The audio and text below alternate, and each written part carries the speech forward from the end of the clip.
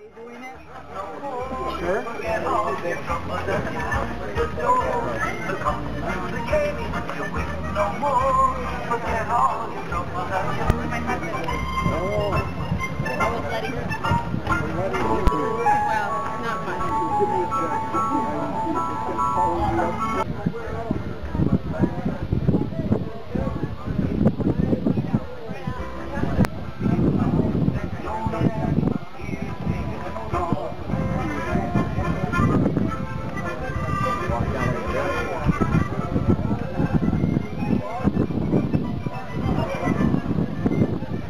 Ladies and gentlemen, we're about to begin, so if you could please find a seat. We do have some seats right up here in front, along the side over here, and along the side right here. Committed and honored Marine. Welcome everyone to the Jack Murray Seaplane dedication. It's a wonderful day, and we know that Jack helped deliver some of this gorgeous weather that we're enjoying today. We have a variety of people who will be at the podium speaking today, so I just wanted to make my comments quite short and just let you know how proud I am that we are able to dedicate this after our good friend Jack Murray. Jack and I had talked about this a few months ago after it was decided by the City Council under Chopper's leadership to do the dedication, and Jack and I were trying to figure out the right date in the summer. And I said, "Isn't your birthday July 28th? He says, "Yes, it is." And I said, "Your family will be up for that, right? It's the big 90th. And he says, "Yes, it is." I said, "That's the day." So here we are on Jack's birthday, here to celebrate that fine man and dedicate the Seaplane Base in his honor. We are delighted to have some Boy Scouts with us from pack number 145. I'd ask them to come forward.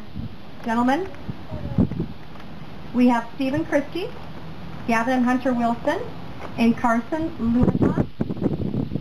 And we have our very own police officer, Officer Christie, who is the leader of this pack. And they will lead us in the pledge.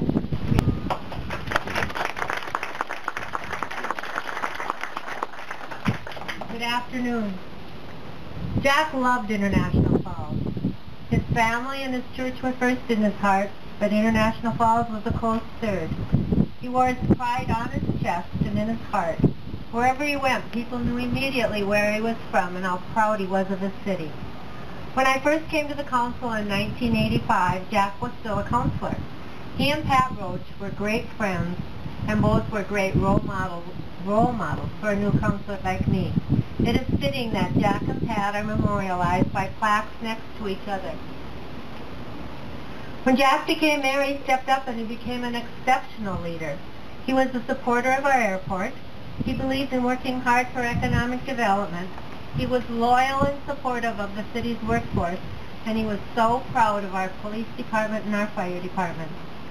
Jack had strong opinions. He was fine if your opinions were different. What you saw was what you got. He was never behind the scenes or vindictive. He could agree to disagree and still remain your friend. He worked very hard for the success of the city. I want to thank Jack's family for sharing their dad with those of us who had the privilege of working beside him. His pride in his children and grandchildren was so up. Remember always how much you meant to him. I wish Jack could have been here today with us, but I know he's here in spirit. This would have been a great celebration and tribute for him to share with us. But somehow I feel he knows and approves of all of us being here today to say, "Thank you, Jack, for all you were and all you did. We will miss you."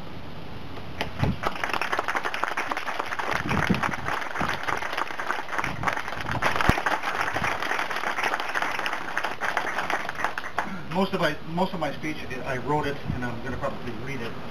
But very quickly, the rock behind me and most of the work, and deciding to name this seaplane base was a partnership. I was a small part of it.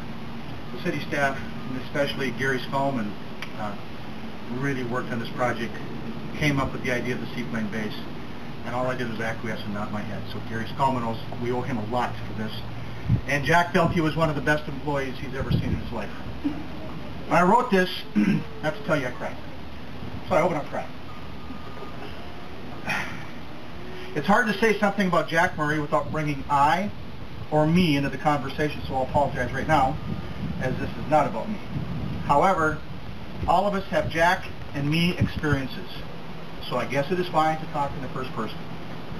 At my first city council meeting with Jack as mayor, we entered into what I will call a dispute. It was over an alley, or a dog, or a cat, something very important. Anyway, I can remember Pat Roach leaning over to me and advising me to tread carefully. I didn't. I lost. After the meeting, sitting at the table feeling sorry for myself and rather dejected, a hand pinched my shoulder. I turned around, and there was Jack. "You'll do good, Mac." That was just the Irish coming out of you. And the only thing I could say was, "Call me Chum." That started a friendship. That'll last forever. We will all miss Jack's energy, his ability to come up with difficult solutions, his borderline devilish Irish pranks, or shall we say humor, his strength, his strong convictions, his faith, his kindness, and his smile. I will miss our daily rituals. Carol and I talk to him every day. Carol Hauge, my administrative assistant, worked with Jack as our chairman. And as Jack would say when he come in the office, they're not daily rituals or just discussions. They're meetings. After all, Chopper, you're on the clock. Jack's willingness to talk about family, hunting, and the history of the city, and most important to me, although the family's important, were many discussions of his war years. It made my day more fulfilling. He openly admitted that he was probably telling the same story over. I'm sure he did it with family, but it didn't matter to me. Jack's laughter when telling a story, his contemplation when something brought good or bad memories back, and of course his ability to catch flying copy from his cup as he was getting into a story that will never be diminished as far as I'm concerned, or duplicated by anybody. He was and still is a fascinating man. He had an ability to bring out the best of people. We would not be standing here if it wasn't for Jack. He saw a need and a vision for the future of the city, and that vision led eventually to the city putting a state-of-the-art water plant on the original property over to our east, which of course enabled future councils to acquire an additional 11 acres to construct this complex, which will serve the city's needs for decades.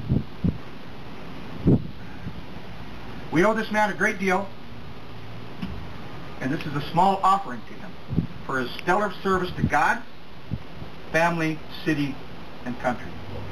Thank you, Mayor Mason. Today is Patty Murray Christensen. Please welcome Patty.